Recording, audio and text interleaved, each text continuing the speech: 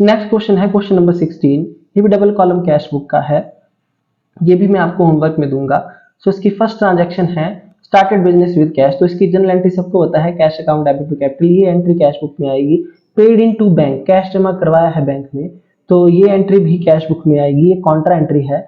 Next है receive cheque from Raja and company, तो इसके रिगार्डिंग आप देख सकते हैं यहाँ पे कोई भी एंट्री नहीं है, इसलिए हम क्या करेंगे, इसको कैश बुक में रिकॉर्ड करेंगे। यहाँ ये भी नहीं बताया गया है कि कौन सी डेट को चेक जमा करवाया है, मतलब कोई और डेट नहीं दी गई है, तो इसलिए सेम डेट में ट्रांजैक्शन है ये, तो इसलिए हम बैंक अकाउंट डेबिट टू राजा यानी कि इसको कैश बुक में रिकॉर्ड जरूर करेंगे। उसके बाद 5 तारीख की जो एंट्री है, कैश जो है वो बैंक से प्राइवेट यूज के लिए निकाला है, तो ये एंट्री भी हम क्या करेंगे, पासबुक में कैश बुक में लिखेंगे। ड्राइंग्स है ये हमारी प्राइवेट यूज के लिए, तो बाय ड्राइंग्स लिखेंगे बैंक कॉलम में, क्योंकि हमने क्या किया है, बैंक से पैसे निकाले हैं। नेक्स्ट है 14 तारीख की एंट्री और 16 तारीख की एंट्री पे आप देखिए तो एक दूसरे से लिंक करती हुई है। रिसीव किया है चेक कमला से 395 रुपीज का, तो इसकी अगर मैं जनरल एंट्री पास करूंगा तो मैं यहां लिखूंगा checks in hand account debit, checks in hand account को मैं डेबिट कर दूंगा 395 रुपीज से, और मैं यहां लिखूंगा discount allowed account debit, discount allowed को भी मैं क्या करूंगा, डेबिट कर दूंगा। डिस्काउंट अलाउड को मैं डेबिट करूंगा 15 रुपए से, और मैं क्रेडिट करूंगा टू कमला।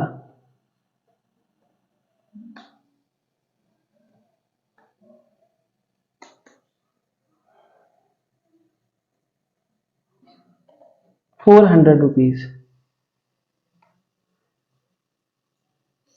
नेक्स्ट एंट्री देखिए, ये वाली एंट्री तो 14 तारीख की हम कहां पास करेंगे, ये पास करेंगे हम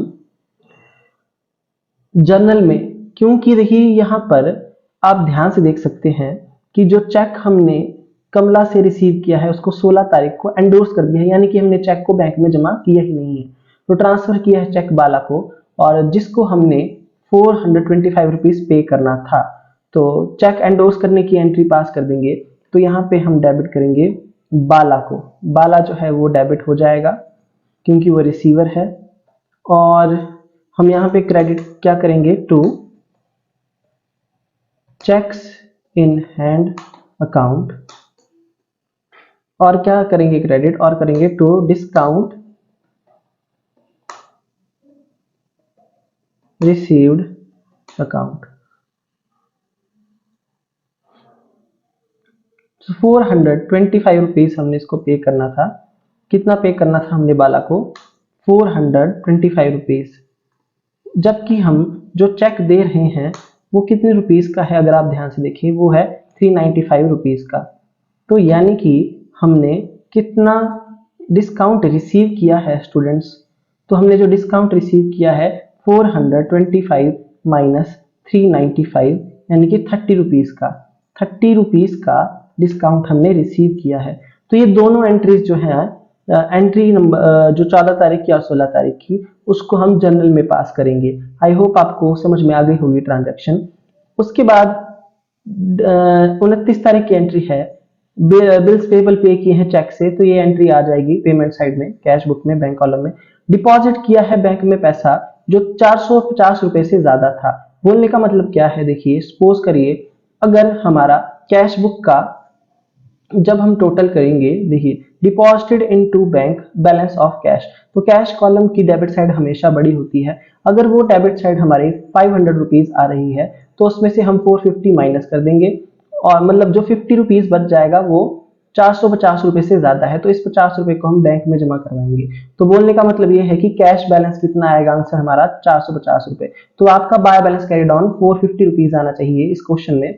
तो ऐसा क्वेश्चन भी मैंने आपको करवाया है, और क्वेश्चन नंबर 15 के जैसी ही ये ट्रांजैक्शन है, ये जो ट्रांजैक्शन थी आपकी 30 तारीख की क्वेश्चन नंबर 15 में, ये ट्रांजैक्शन बिल्कुल सेम है ऐसी ही, बस लिखने का थोड़ा फर्क है।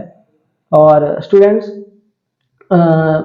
इन केस अगर आपको कहीं ट्रांजैक्शन का, किसी भी ट्रांजैक्शन का पता नहीं चलता है तो आप जो है मेरे से संपर्क कर सकते हैं, कांटेक्ट कर सकते हैं।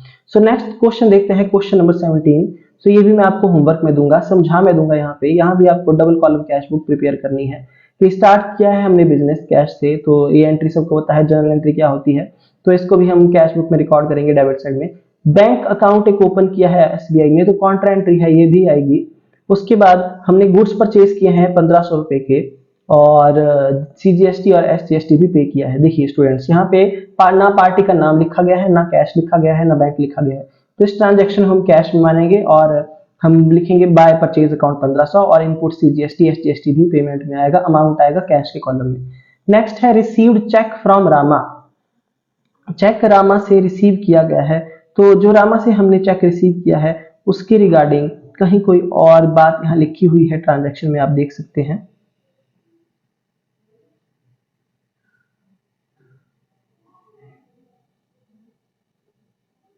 कि 200 रुपीज का अमाउंट है चेक का। और यहाँ पे एक हिंट भी दिया गया है कि जो चेक हमने रिसीव किया है 4 जनवरी को, उसको बैंक में 7 जनवरी को डिपॉजिट किया है, और इंक्लूडेड इन 230 रुपीज। सो ध्यान से आप देख सकते हैं कि ये जो चेक हमने रिसीव किया है रामा से, इसको 4 तारीख को जमा नहीं करवाया गया है, तो ये एंट्री कैश बुक में नहीं आएगी। जर्नल में पास करेंगे हम entry, cheques in hand account debit to Rama, ये जर्नल में पास होगी 4 तारीख की एंट्री। उसके बाद गुड्स सेल किए हैं, गुड्स सेल किए हैं हमने कैश में, तो टू सेल अकाउंट हम लिखेंगे कैश में 2000, और आउटपुट सी जीएसटी एसटीएसटी भी आएगा कैश कॉलम में ही। नेक्स्ट है जो 4 तारीख की एंट्री है वो 7 तारीख से लिंक करती हुई हिंट दिया है, तो 200 रुपए का जो चेक है वो हमने अब जाके जमा करवाया है 7 तारीख को, तो एंट्री पास करेंगे कि bank account debit to cheques in hand, तो टू चेक्स इन हैंड हम लिखेंगे 200 रुपीज से, और हमने कैश भी अलग से जमा करवाया है। तो स्टूडेंट्स देखिए यहाँ पे क्या लिखा गया है कि चेक रिसीव किया गया है जो वो 7 तारीख को जमा करवाया है, included in 230, so it is debited to, जो हम डेबिट कर देंगे इसको 7 तारीख को चेक्स इन हैंड को। सो आई होप ये ट्रांजैक्शन आपको देखिए समझ में आ गई होगी। और इसमें जो कैश वाली ट्रांजैक्शन है 30 रुपीज की, वो कॉन्ट्रा एंट्री है। सो स्टूडेंट्स, ये वाला क्वेश्चन आप खुद करेंगे। इन केस अगर आपको पता नहीं चलता है या आपसे क्वेश्चन नहीं हो पाता है, तो आप जो हो मेरे दिए गए नंबर पे कांटेक्ट कर सकते हैं।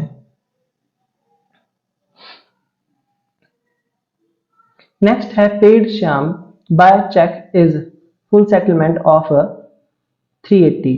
देखिए चेक से पे किया गया है अमाउंट 380 रुपीज, बाकी 345 रुपीज, मतलब हमने 380 रुपए पे करना था पर हमने 345 रुपीज पे किया है, तो 35 रुपए का हमने क्या किया है, डिस्काउंट रिसीव किया है। तो डिस्काउंट रिसीव की एंट्री तो हम जनरल में पास कर देंगे, पर पेमेंट की एंट्री जो है बाय श्याम हम 345 रुपीज बैंक कॉलम में लिखेंगे। उसके बाद हमने कार्टेज भी पे किया है 180 रुपए का, तो बाय कार्टेज हम लिखेंगे बैंक कॉलम में, चेक से पेमेंट है।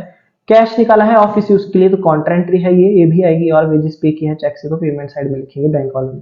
सो स्टूडेंट्स, इस क्वेश्चन को करती बार अगर आपको कोई प्रॉब्लम आएगी तो मैं फिर से बता रहा हूँ कि आप जो है मेरे साथ कांटेक्ट कर सकते हैं। सो आज के लिए इतना ही, थैंक यू सो मच।